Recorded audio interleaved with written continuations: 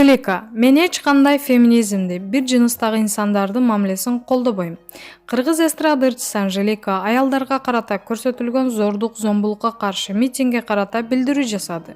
Мен эч кандай феминизмди колдобойм.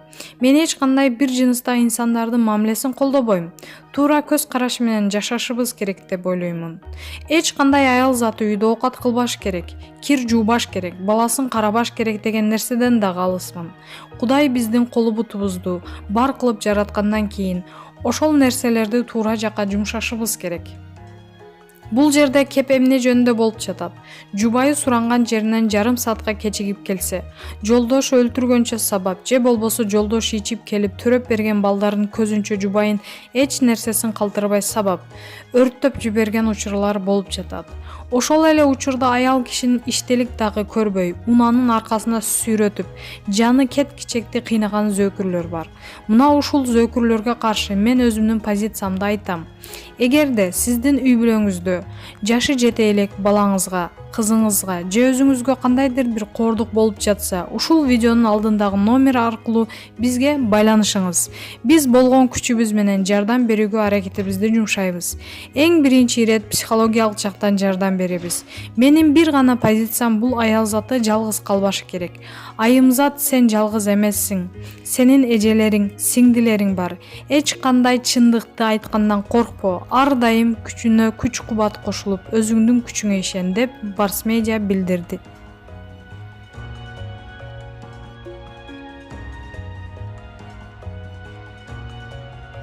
Белгилүү тамашоочу жана жаш актриса Динара Багышбаева дайыма позитивдүү маанайда жүрүүнү жактырам. Жыл өткөн сайын кыргыз киносунун деңгээли өсүп, кээ бир профессионалдуу режиссерлордун эмгегинен жаралган тасмалар көргөн көздү сүйүндүрүп, жагымдуу маанай тартуулап келет. Албетте мындай тасмалардын көркүнө көрк кошкон, тасманы чыныгы тасма кылган негизги фигура бул анда роль жараткан актер, актрисалар болуп эсептелет. Мына ушундай өзүнүн кызыктуу ролдору менен элдин купулуна толуп келе жаткан жаш актриса Динара Багышбаева бүгүнкү биздин маектешибиз болмокчу. Динара, сен учурунда бир топ кыргыз кинолорунда роль жаратып, комедия жанрындагы актриса катары таанылып калдың. Кандайча келип калгансың кино дүйнөсүндө? Мен Тамашоо лигасында No-Name командасынын курамында оюнчумун. Баары эле билсе керек, командадагы жалгыз кыз мен болчумун. Командадагы Мурат, Кадыр деген агаларым жана актер режиссер Сапар Сайназаров менен биргеликте Бунт деген тасма тартышкан. Ошондо мен Мурат Байкенин жубайынын ролун жараткам. Алгачкы тартылып жаткан тасмам болсо дагы эч кандай кыйынчылык жаралган жок. Себеби тамашоонун оюндарын көп учурда экөөбүз жубайлардын образын чагылдырып жүрчүбүз. Ошол тасмадагы ролумдан кийин эле башка режиссерлордон да сунуш түшө баштаган. Актрисалык билимиң барбы негизи? Жок. Мен Ош технологиялык университетин бүтүрүп, инженер-педагог жана психолог кесиптерине ээ болгом. Ал эми актрисалыкты хобби катары гана алып келе жатам. Мындай тамашакөйлүк мүнөз сага кимден өткөн? Негизи үйдө баарыбыз эле тамашакөй адамдарбыз. Бардыгыбыз тең юморго жакынбыз. Жөн отурган күнүбүз болбойт. Дайыма бири-бирибизге тийишип, тамашалашып, катыгырып күлүп эле отурабыз.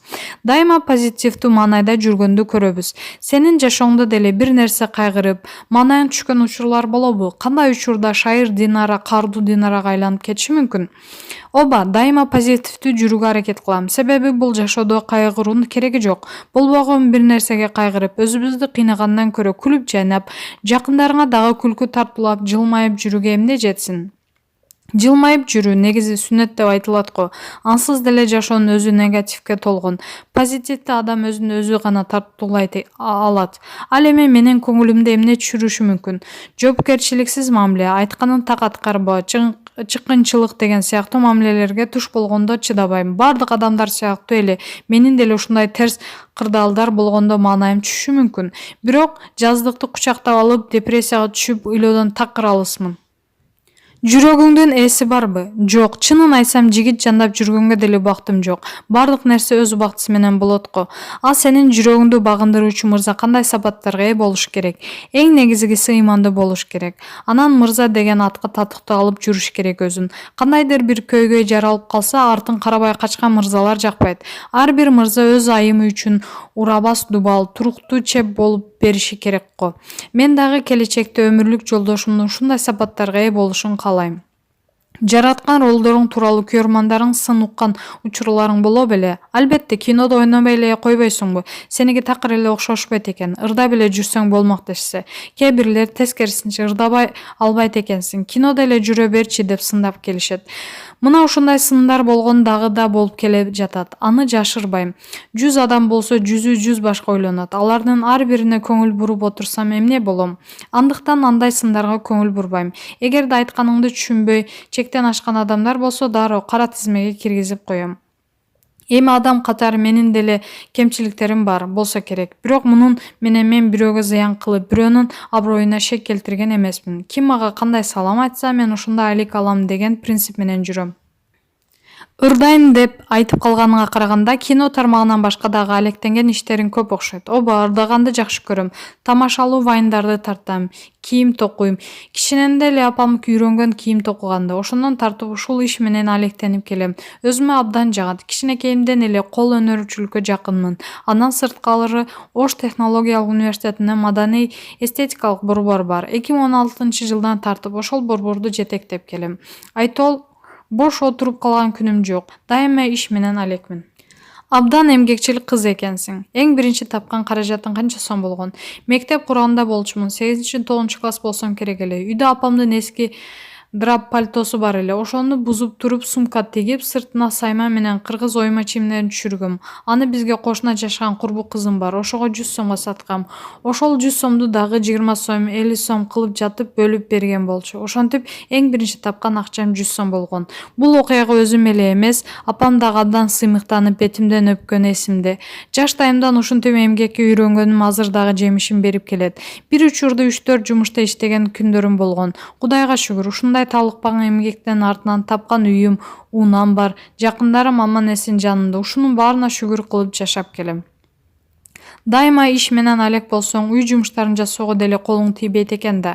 Жок, буга да жетишем. Үй жумуштарынын бардыгына жасай алам. Анан да жакындарым жакшы билишет. Кандай гана тамак болбосун, бардыгын даамдуу кылып жасай алам. Бир жолу тамаша торго түшкөнүң эсиңде. Анда сен кафеде отурганда официант кыз суусундуктарды улам алып келип, калп эле сенин астыңа төгүп алып жатты. 5-6 жолу төксө дагы эч жинин келбей, жөн гана күлүп, тескерисинче жаңы иштей баштаган официант деп ал кызга бооруң уруп жатты. Сабырың чынында эле ушунчалык каттуубу же тамаша тоор тууралуу алдын ала билдиң беле? Жок, билген эмесмин. Дос балам жарнама тартыш керекпиз деп кафеге чакырган.